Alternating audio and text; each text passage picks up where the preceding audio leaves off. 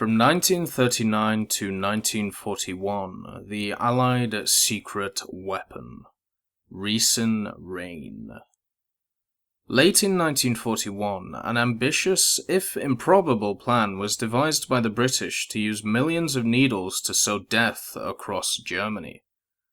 "We are afraid we do not understand your requirements," says the letter from the Singer Sewing Machine Company, dated Christmas Eve 1941.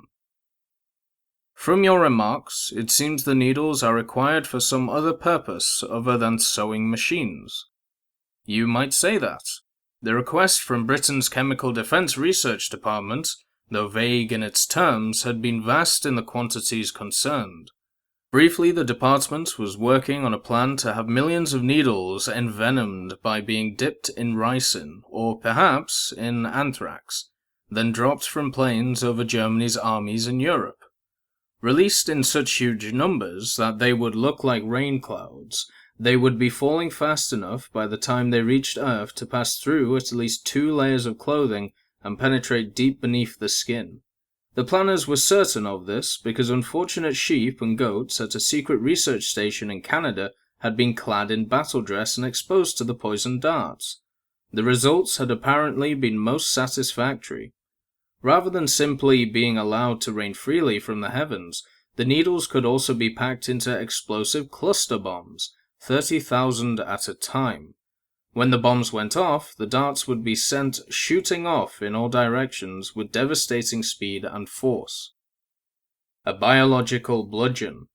By this stage in the war, the threat of a German invasion of Britain had receded, though it had not, of course, been banished altogether. Whitehall and Porton Down planners were thinking more about softening up enemy forces in advance of an Allied attack, for the Nazi war machine was still frighteningly strong.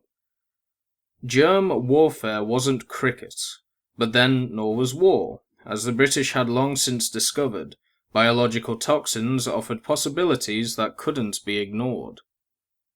And what possibilities? The merest jab with a poisoned needle of this kind could potentially cause disablement, if the victim wasn't able to pluck out the poisoned dart within 30 seconds.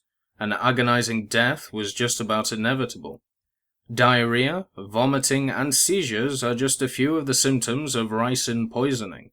Such spectacular sufferings would not just kill the victim, but also throw the military medical system into paralysis, and demoralize those personnel who hadn't actually been hit. Personnel, not property. Another, and still more controversial, advantage of a weapon of this sort was that, like the later neutron bomb, it would kill people without destroying structures, so it was possible to imagine cutting a swathe through German forces in Western Europe without tearing the heart out of the cities they were occupying. Yet this advantage immediately underlined the weapon's obvious downside. Anyone indoors would be protected from the poisoned rain. Any German in a tank, truck, or car, or perhaps just behind a wall, would be protected. Even a helmet might be enough, with a bit of luck. And so the needle darts were dropped, or rather, they weren't. The British decided that they were too uneconomical as a weapon. The project, as developed, was put on the shelf.